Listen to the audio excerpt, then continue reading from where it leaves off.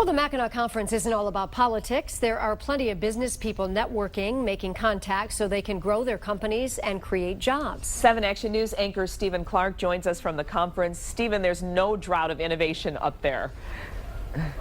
Yeah, I'm going to get to one of those stories in just 1 second. First of all, we're having a little mini tweet up here. We invited a couple of people by. Jeff, where are you from?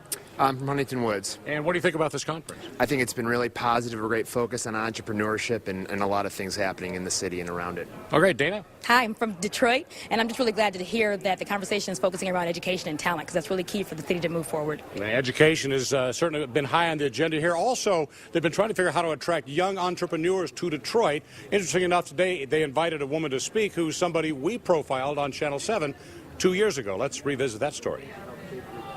Director of Drought, Caitlin James. Caitlin James took the stage at Mackinac today to explain how she and her sisters took a simple idea. We make juice the way that juice should be made. And turned it into a $1 million business. We use 100% organic fruits and vegetables. We cold press all of our juice, which is a slow craft process, and we bottle it all in glass bottles. We met a few of Caitlin's sisters and business partners 2 years ago at their parents' house in Plymouth. At that time, the headquarters of Drought Juice. Yeah, I would say that's a A+ for you. They were using an internet-based Kickstarter campaign to raise $13,000, and the business took off. This time last year, myself and my sister Jenny were the only 2 workers full-time. It was pretty exhausting, and we now have 7 employees. We expect to add at least 8 to 10 more by the end of the year.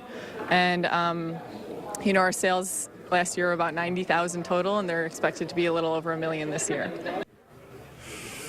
More than $1 million in juice business. They have a storefront, by the way, in Plymouth. I just found out Tatiana, you went to school with her? I did. We went to high school together at Mercy as well as Eastern Michigan University. All right, now you have a phrase for us you use, Jeanette. The best way to sum up why Detroit is because Detroit is big enough to matter in the world, but small enough where you can matter in it.